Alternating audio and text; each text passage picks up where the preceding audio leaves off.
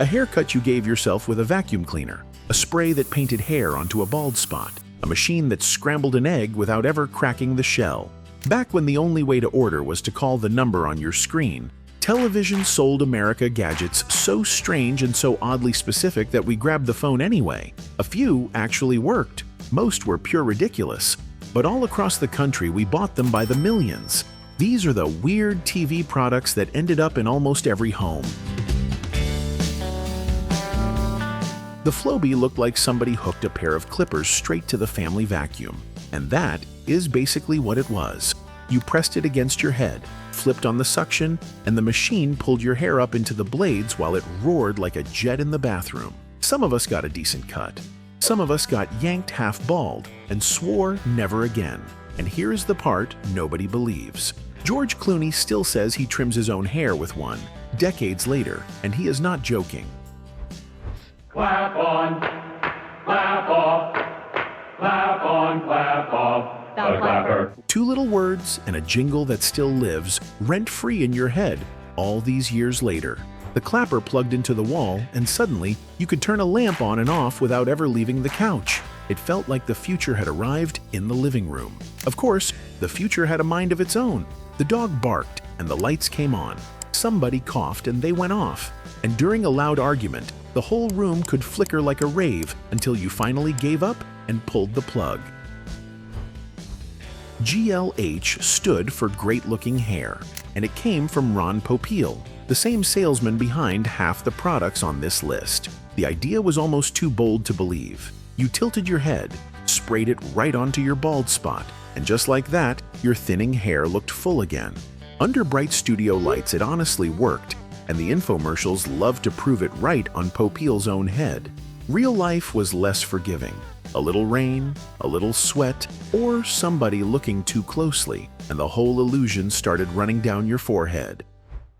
Great legs. Thank you. How do you get them? Some people were born with great legs, but the rest of us have to work at it. I used to do aerobics till I dropped. Then I found ThighMaster. If you had a television in the early 90s, you knew Suzanne Summers and the ThighMaster, that spring-loaded piece of plastic she squeezed between her knees.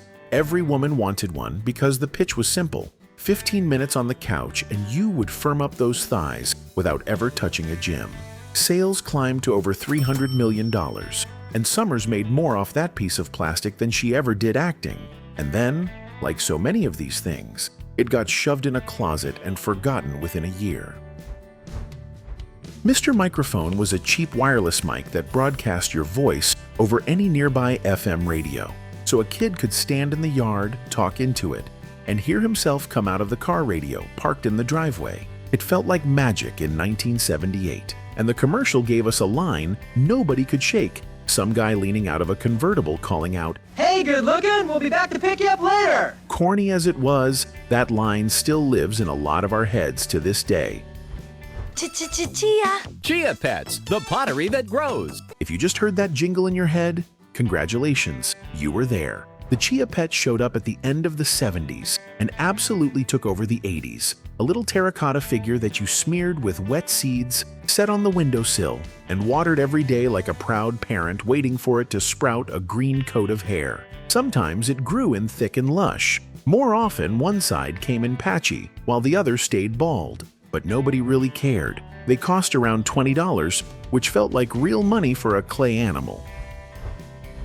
Just about every kitchen drawer seemed to have one of these somewhere in the back. It started with the Ginsu knife and that unforgettable demonstration, sawing clean through a tin can, a shoe, even a hammer, then turning right around to slice a tomato paper thin. Later came Chef Tony and his Miracle Blade set, promising the same thing with a little more polish. And that one actually held up. Whatever people said about these knives, they outlasted almost everything else on this list. Somewhere along the way, somebody looked at a plain blanket and thought, what if this had sleeves? That was the Snuggie, and the whole country lost its mind over it. The commercials showed entire families lined up on the couch, all wrapped in matching fleece from head to toe. We laughed at how silly it looked. Then over 20 million of them sold anyway. And here is the quiet truth nobody admits. If you owned one, you probably still have it, and on a cold night, you still put it on. The egg scrambler earns its place on pure strangeness alone.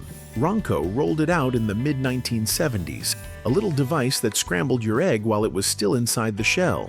You clamped a whole raw egg into it. A thin pin poked through, and it whipped the yolk and white together right there under the shell. Then you boiled it, peeled it, and got a hard-boiled egg that was one solid yellow color all the way through. That was the whole idea. No bowl, no fork, no mess to clean up. Of course, most of us already had a bowl and a fork, and still, they moved by the millions. To do a chicken, slide the spit rods through the chicken, put the gear wheel on, and put it in your Showtime. Then set it and forget it. In about 1 hour, the chicken is done. Set it and forget it. If you ever caught one of those endless half-hour infomercials, a whole studio audience is shouting that phrase back at you right now. Ron Popeil launched the Showtime Rotisserie in 1998. You loaded in a whole chicken, closed the door, and let it turn slowly on the spit until it was golden and done. And this is the rare one that actually delivered. Families bought around 8 million of them. And if yours is still running today, let us know in the comments. The mood ring slipped onto your finger and promised to reveal exactly how you felt. Calm, nervous, romantic, or somewhere in between. All told by a little stone that shifted from blue to green to a murky black. We stared down at our hands all day, checking the chart, sure the ring knew something we did not. Of course, the only thing it ever read was temperature. Warm fingers turned it blue, cold ones turned it dark, and that was the whole secret. But knowing that never once stopped us from believing it could see straight into our souls. Introducing this year's most affordable food processor, the all-new Veg-O-Matic. Its lightweight one-piece design makes it easier to use than complicated, expensive food processors. This is the one that started it all. The Veg-O-Matic came out back in the early 60s, and it was the very first product that turned Ronco into a household name. You lined up a potato or an onion, pressed down on the top, and it sliced or diced the whole thing in a single push. It slices, it dices, became one of the most famous lines in American advertising. Over 11 million of them sold, and to this day, people will tell you the old one their mother had still sits in the cabinet, still works, and cuts better than anything they have bought since. The Wonder Boner was a real kitchen tool from the early 80s, built for one very specific job, pulling the bones out of a whole cooked fish. You clamped it into the little plastic gripper, pulled, and the bones slid right out through a slot. The infomercial swore it could debone a whole trout in seconds. The name alone was enough to make it unforgettable. But strange as it was, people actually bought it, and it quietly did exactly what it promised.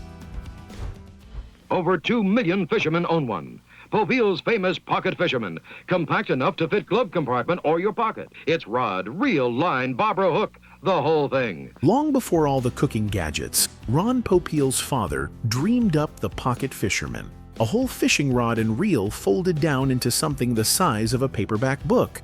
The idea was that you would keep it in the glove box or a tackle box and pull it out the moment you passed a pond. And this is the part that surprises people. A lot of kids genuinely loved this thing. Grown men today still talk about catching bluegill and perch with one, keeping it in the trunk for a quick cast on the way home. Turns out the silly little rod actually worked. The egg cuber did exactly what the name says. You dropped a warm, freshly peeled, hard-boiled egg into a little plastic press, screwed the top down, waited a few minutes, and out came a perfect square egg.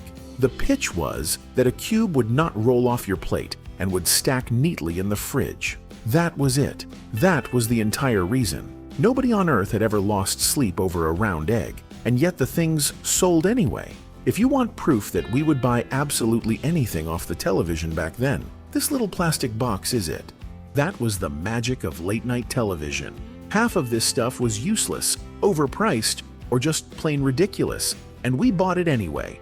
That is exactly why we still remember it. If any of these brought back a memory, subscribe to Memory Trails for more trips like this. And if we missed one you still think about, or maybe still have in a drawer, tell us in the comments.